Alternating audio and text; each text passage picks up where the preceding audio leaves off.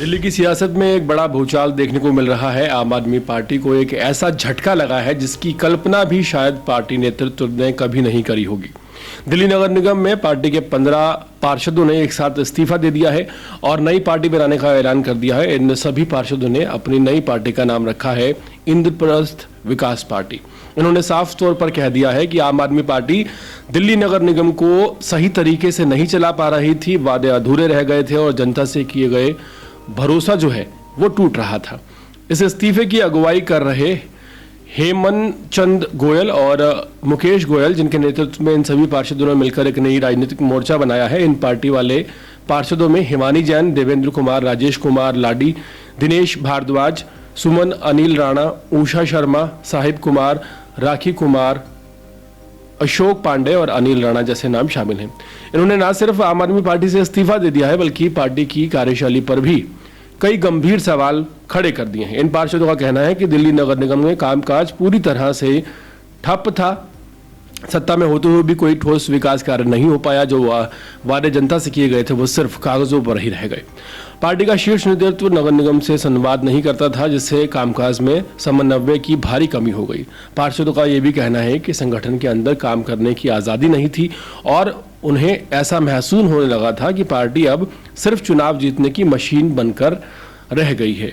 हिमानी जैन ने दो टूक कहा कि 2.5 साल में हम निगम में हैं और कुछ नहीं कर पाए। जनता ने हमें विकास के लिए चुना था, लेकिन हम खुद को काफ़ी बेबस महसूस कर रहे थे, इसलिए हमने नई पार्टी बनाई है। इसकी सोच और मकसद केवल दिल्ली का विकास है।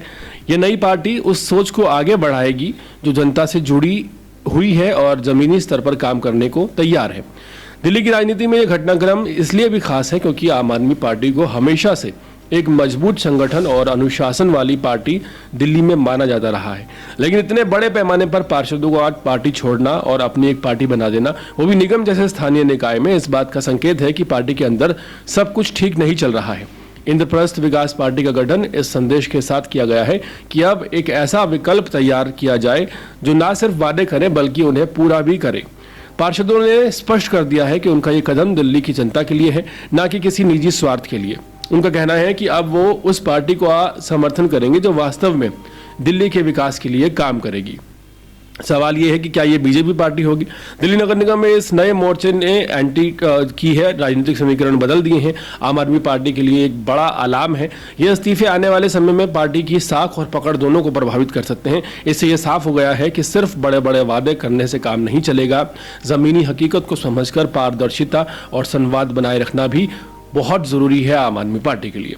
अब देखना यह होगा कि इंद्रप्रस्थ विकास पार्टी जनता का कितना विश्वास जीत पाती है और क्या यह नई पार्टी दिल्ली के स्थानीय राजनीति में कोई असर छोड़ पाएगी या नहीं छोड़ पाएगी। ये बीजेपी को ज्वाइन करेगी या फिर कुछ नया होगा। लेकिन एक बात तय है कि दिल्ली की सियासत में अब नई हलचल शुरू हो गई है और इस हलचल से आम आदमी पार्टी के लिए एक बड़ी चेतावनी नजर आ रही है।